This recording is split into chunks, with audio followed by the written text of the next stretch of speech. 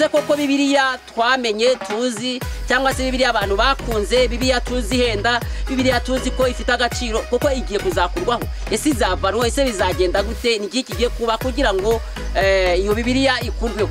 Murabizi neza yuko abantu murazi ko hajeho za bibiliya zitandukanye. Kera rero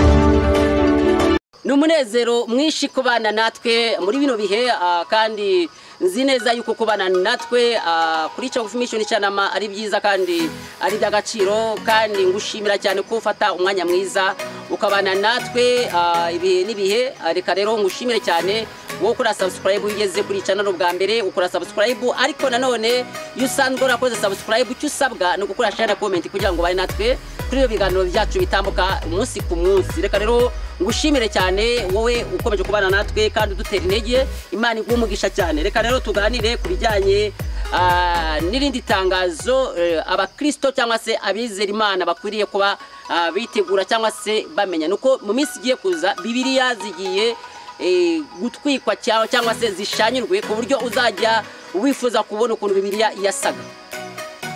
Reka rero nkubwire ko ngiye ugiye kugeza cyo kiganiro ni Pastor Christophe wabakurikiza ngo wayikaze muri uyo mwanya. Reka rero turebe ese koko bibiliya twamenye tuzi cyangwa se bibiliya abantu bakunze, bibiliya tuzi henda, bibiliya tuzi ko ifite agaciro kuko igiye kuzakurwaho, ese izavanwa, ese bizagenda gute, ni iki kigiye kuba kugira ngo iyo bibiliya ikurweho. Murabizi neza yuko abantu murazi ko hajeho za bibiliya zitandukanye. Kera rero dusanzwe tuzi bibiliya ntagatifu, ariko nanone hakabaho na bibiliya yera, bibiliya y'abarokore, bibiliya yera. Izo bibiliya rero uko ari ebyiri nizo zari zisanzwe zimenyerewe kandi zizwi, ariko muri misi ya none icapiro rya bibiliya rifite ibibazo bikomeye cyane, bitewe yuko haje ubundi buryo budasanzwe bw'uko bibiliya itangira guhindurwa mu buryo butandukanye. Ubu haje bibiliya yitwa bibiliya ijambo ry'Imana. Nukuvuga ngo bibiliya ijambo ry'Imana hari ibintu bitandukanye na bibiliya twari dusanzwe dufite yitwa bibiliya yera. Hari bibiliya none yaje yitwa bibiliya ivuguruye, ikinyarwanda kivuguruye, ikirundi kivuguruye, nukuvuga ngo ni bibiliya ivuguruye. Nukuvuga ngo iyo bibiliya amagambo arimo atandukanye n'amagambo asanzwe ari kuri ya bibiliya ya mbere y'umwimerere abantu basanzwe bafite. Hari indi bibiliya yaje, iyo bibiliya nayo bayita bibiliya y'urubyiruko. Iyo bibiliya y'urubyiruko cyangwa se bibiliya y'urwaruka, bibiliya y'abajene. Iyo bibiliya yurebye igikobo cyayo ntabwo isanzwe isa n'izindi. Ndazi neza ko mwebwe mukurikiye bino biganiro byacu muri kugenda muzibona uko zigenda zitandukanye ku mashusho twagiye tubashyiriraho. Ni byiza ko rero ukomeza kwitegereza ukareba izo bibiliya rero uburyo zitandukanyemo. Rero ni gahunda Satani afite kugira ngo abashe kujagaraza abantu basenga Imana n'abantu bumva ijambo ry'Imana, kugira ngo buri muntu abashe gusoma ntahuze nundi. Murazi neza yuko muri cyagiye Imana yari igiye gutatanya Abayisiraheli, bubatse umunara w'Ibabeli, barubatse umunara ariko bahuje inama. Hanyuma noneho Imana iza kwitegereza irareba isanga bantu bahuje inama kandi bafite ibitekerezo bimwe, ariko noneho Imana yavuga abantu bashobora kuzangiraho. Icyaje kubaho nuko Imana yaje kubanyuranya indimi kugira ngo buri muntu atabasha kumvikana na mugenzi we. Ntabwo rero muri kano kanya shaka kuvuga iby'Imana yakoreye Ibabeli, ko munara w'Ibabeli, ahubwo ndashaka kuvuga ku bijyanye n'ibyo Satani agambiriye ku bakristo muri iki gihe cyane, no kugira ngo abakristo bajagarare mu bijyanye n'ubutumwa bw'ijambo ry'Imana. Umuntu ajya asoma hamwe atandukane n'uwasomye hariya, hanyuma ibyo byose bizatera akajagari mu mitwe y'abantu no mu mitima y'abantu, bituma abantu binubira kumva ijambo ry'Imana. Uwo ni umugambi ukomeye karundura uhari. Umugambi wa kabiri Satani afite, yamaze gukoranyiriza abantu kujya basoma bibiliya ziri ku social media cyangwa se bibiliya ziri mu buryo bw'ikoranabuhanga. Turavuga kuri za internet, bibiliya iri kuri machine, bibiliya iri kuri za telefoni za smartphones. Murazi ko hariho za bibiliya.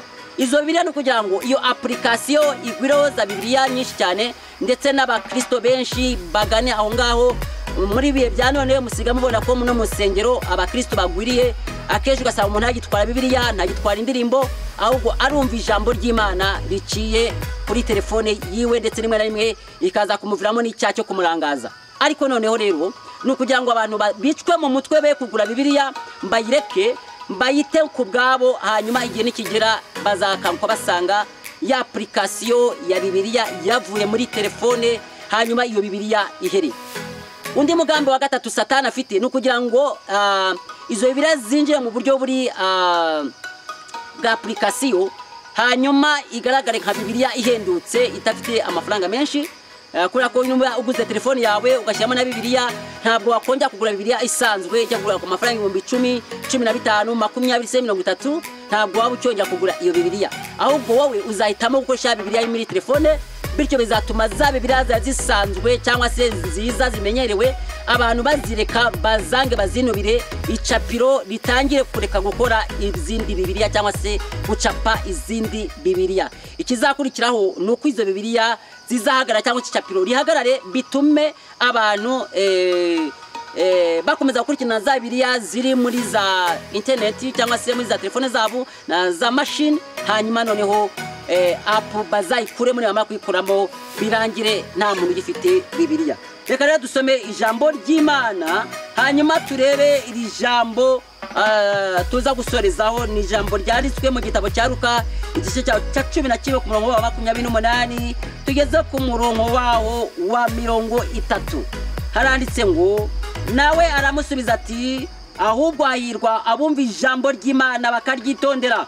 Abantu benshi bateraniye aho atangira kubabwira ati abiki gihe ni abantu babi bashaka ikimenyetso, nyamara nta kimenyetso bazahabwa keretse icya Yona. Nuko Yona yababereye ab'Nineve ikimenyetso, nuko umwana w'umuntu azakibera abiki gihe. Imana cyishimwe cyane. Reka rero mbabwire ngo nta kindi kimenyetso ushobora kuba wibaza ngo se bizakunda, ariko bizakunda kuko n'umugambi Satani afite. Ntabwo mwari muzi ko n'isengero zizafungwa bene kano kageni, ntabwo mwari muzi ko ibibazo bihari bizagenda gutya, n'ubundi mu byitegure ko na bibiliya nazo zigiye kubura. Ikindi kimenyetso cya nyuma nababwira ngo nuko nta muntu ushobora kuza gusura iwaba atwaye bibiliya ku manywa y'ihangu ngo wishimire yuko ari buze gusenga, kubera ko uba ufite ubwoba yuko bari buze kuguhamagariza polisi cyangwa se abandi bayobozi bakagushyira mu nzego za leta bakaguhana. Reka rero ngushimire cyane inshuti rero wari kumwe natwe, gushimira cyane ko wabanye natwe. Imana igumugisha. Shalom shalom, nakagaruka Imana ibishatse cyane. Bye bye.